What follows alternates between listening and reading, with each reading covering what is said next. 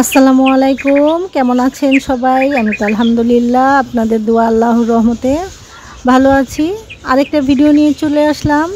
তো যেখান থেকে আমার ভিডিওটি দেখছেন আশা করছি সবাই সুস্থ আছেন, ভালো আছেন।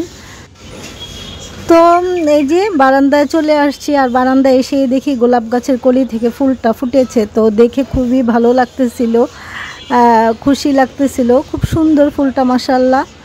আর এই যে আমার ছোট্ট একটা কাঁচামরিচ গাছে আমি ভালো কাঁচামরিচ হয়েছে এবং কাঁচামরিচগুলো খুব বড় বড় হয়েছে। তো এগুলো রান্নার কাজে ব্যবহার করব না, একটা একটা করে ছিঁড়ে শুধু ভাতের সাথে খাবো চিন্তা করতেছি।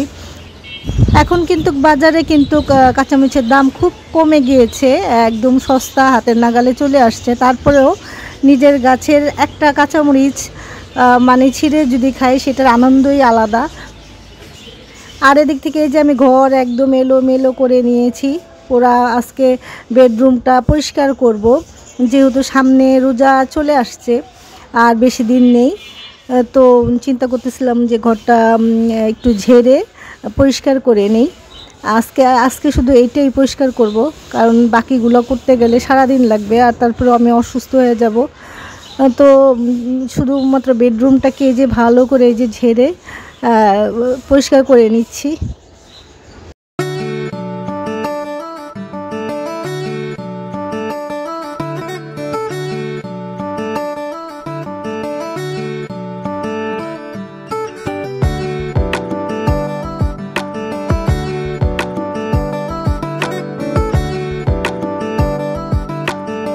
রমজান মাসে কিন্তু আসলে রান্নাবান্না দিনের বেলা থাকে না, তারপরেও কিন্তু প্রচুর কাজ থাকে। কারণ সন্ধ্যার সময় যে ইফতারের একটা আইটেম থাকে, মানে একটা দুইটা তো থাকে না, মোটামুটিভাবে 4 5টা 6টা যার যার মানে সামর্থ্য অনুযায়ী কিন্তু ইফতার এগুলো আমরা বানিয়ে থাকি।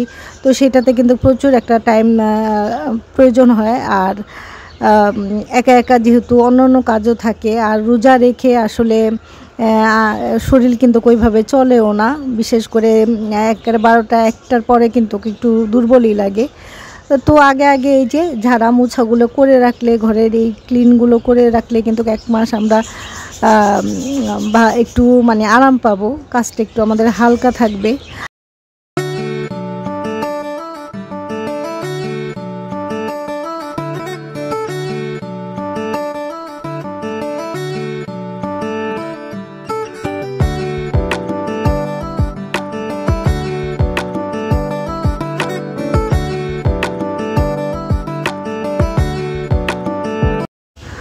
আর রোজার দিনে কিন্তু কাজের থেকে, ঘরের কাজের থেকে ইবাদতটা বেশি আমাদের করা উচিত। কারণ রোজাতে ইবাদতের অনেক সওয়াব মানে অধিক পাওয়া যায়।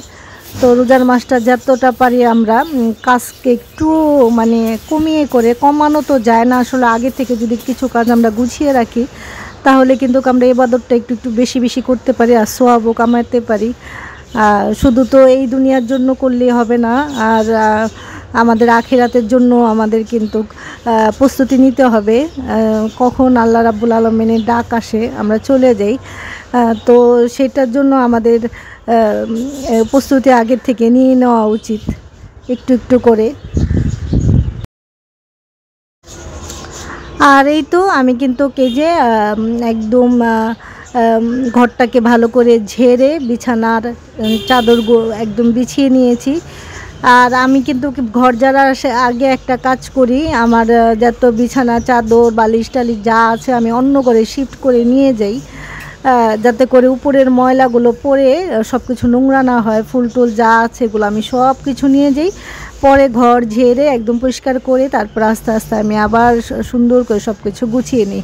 এভাবে করলে কিন্তু আমাদের কিন্তু ওই যে সব কিছুর উপরে এই যে উপরের যে ধুলটা থাকে, ময়লাটা থাকে, সেটা কিন্তু পড়ে না, আর এগুলা কিন্তু ক্লিন থাকে। আর তা না হলে এগুলার উপর দিয়ে যদি আমরা এগুলা দেখা যায় ঝাড়াঝাড়ি করি তাহলে কিন্তু সব কিছু ময়লা হয়ে যায়। ওগুলো আবার ওয়াশ করতে গেলে আবারও ডবল করে করতে হয়, কষ্ট করতে হয়। আর যেভাবে ঘরকে আমরা পরিষ্কার করলে আমাদের সবসময় কিন্তু ঘর ক্লিন থাকবে, সেটা হচ্ছে আমরা কাজকে ভাগ করে নিতে পারি। সাপ্তাহিক কিছু কাজ রাখতে পারি, কিছু কাজ আমরা 15 দিন পরে রাখতে পারি, কিছু কাজ মান্থলি আমরা করতে পারি। এভাবে যদি ভাগ করে করে যদি ঘরের ক্লিনগুলো আমরা করতে পারি, আর প্রতিদিন তো আছেই ঘর মোছা, সেটা তো রেগুলার কাজ, সেটা তো করতেই হবে আমাদের।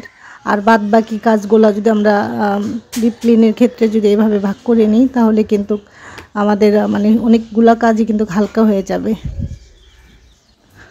আর এই তো খাটের পাশে আমাদের যেই ছোট্ট জায়গাটা আমি একটু নতুন করে একটু সাজিয়ে নিচ্ছি। আর সেজন্য এই যে বেশি কিছু না, ঘরেই যে লন্ড্রি বাস্কেটটা অন্য সাইডে ছিল, তো আমি এই সাইডে এনে এই যে সুন্দর করে সাজিয়ে নিচ্ছি। আসলে সাইড টেবিল কিংবা খাটের যে বক্সগুলা, সাইড বক্সগুলা ওগুলো তো নেই, তো চিন্তা করছি এই সাইডটা আমি একটু করি।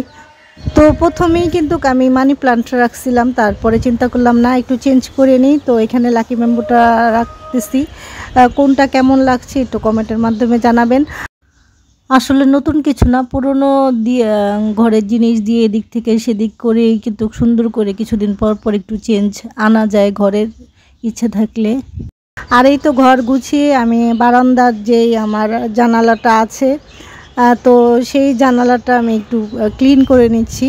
ঘরের ভিতরের আরেক সাইডে জানালা আমি আগেই পরিষ্কার করে নিয়েছি, আর এইটা আমি একটু ভালো করে একটু শুকনো কাপড় দিয়ে মুছে একটু স্প্রে করে ভালো করে এটাকে আমি মুছে নিচ্ছি।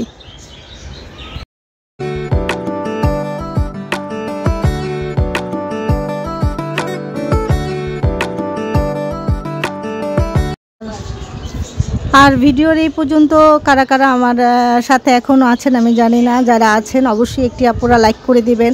আমার আপুরা এত সুন্দর সুন্দর করে কমেন্ট করেন, আমি আপনাদের কাছে অনেক কৃতজ্ঞ যে আপনারা এত ভালোবাসা দিচ্ছেন আমাকে। আলহামদুলিল্লাহ, আসলে চিনি না জানি না, তারপরেও ভালোবাসা পাচ্ছি আপনাদের থেকে।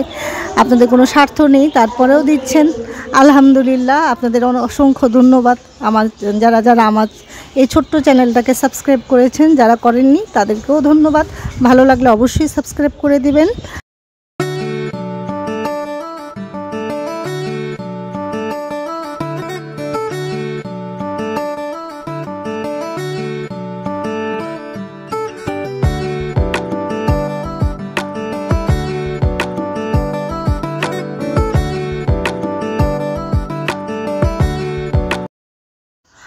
আর এই তো কথা বলতে বলতে কিন্তু আমি যে দরজা জানালা সব কিছু ভালো করে ডিপ ক্লিন করে নিয়েছি, একদম স্প্রে করে।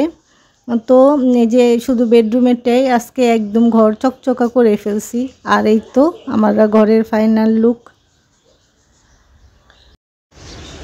আর অফ ক্যামেরায় কিন্তু আমি আমার ঘরকে কিন্তু ভালো করে মপ করে নিয়েছি, মপ করে সাজিয়ে গুছিয়ে নিয়েছি। তো ভিডিওটি কেমন লাগলো অবশ্যই কমেন্টের মাধ্যমে আপুরা জানাবেন। আর ভালো লাগলে অবশ্যই লাইক করে দিবেন, আর যারা নতুন তারা অবশ্যই সাবস্ক্রাইব করবেন। আবার কোনো নতুন ভিডিওতে দেখা হবে, সে পর্যন্ত আল্লাহ হাফেজ, আসসালামু আলাইকুম।